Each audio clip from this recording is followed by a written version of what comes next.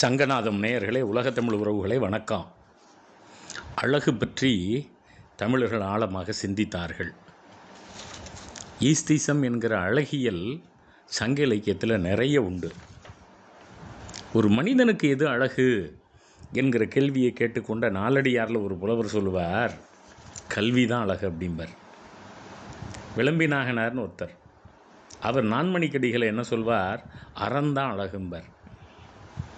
நம்முடைய தண்டலையார் சதகம் முகத்துக்கு இருக்கக்கூடிய கடுக்கன் தான் அழகுன்னு சொல்லும்.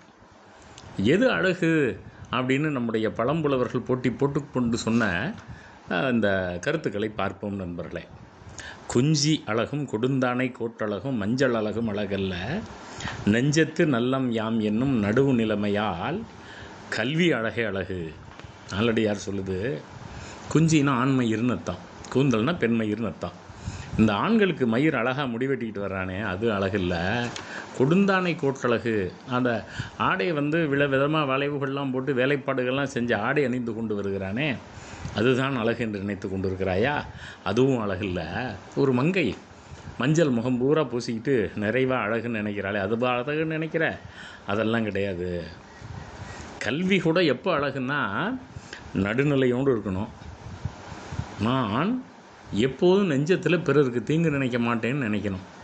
பிறருக்கு தீங்கு செய்யாத நடுநிலைமையோடு கூடிய கல்வி அழகே அழகு. நெஞ்சத்து நல்லம் யாம் என்னும் நடுவு நிலைமையால் கல்வி அழகே அழகு. சரி, நான்மணிக்கடிகளை விளம்பிநாகனார், நிலத்துக்கு அணி என்ப நெல்லும் கரும்பும். நெல்லும் கரும்பும் நிலத்துக்கு அழகுப்பா. குளத்துக்கு அணிம்ப தாமரை, தாமரைப்பூ நிறைஞ்சிருந்தால் குளத்துக்கு அழகு. பெண்மை நலத்துக்கு அணி என்ப நாணம். பெண்ணுக்கு அணிகலன்கள்லாம் இல்லைல்ல, நாணந்தான் பெரிய அணிகலன். தனக்கு அணி என்ப தான் செல் உலகத்து அறம். ஒரு மனிதனுக்கு எது அறம்னு கேட்டால் அவன் செய்கிற அறம்தான் அழகு. இப்போ நண்பர்களே, ஒருத்தர் மயிர் அழகில்லை மஞ்சள் அழகில்லைன்னு சொல்லிட்டு கல்வி அழகே அழகுன்னார்.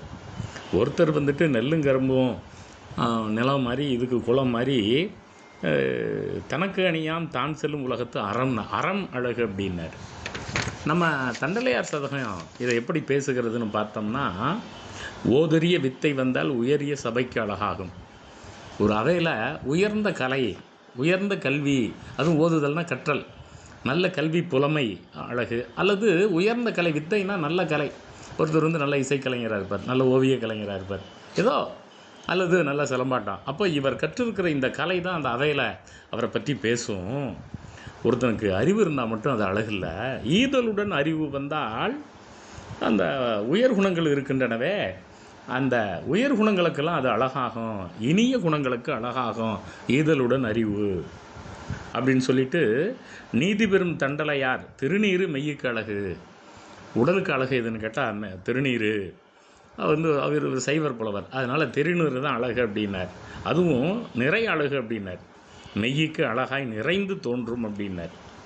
அதெல்லாம் விட நண்பர்களே, காதில் அணி கடுக்கணிட்டால் முகத்தினுக்கு அழகாகி காணும் தானே.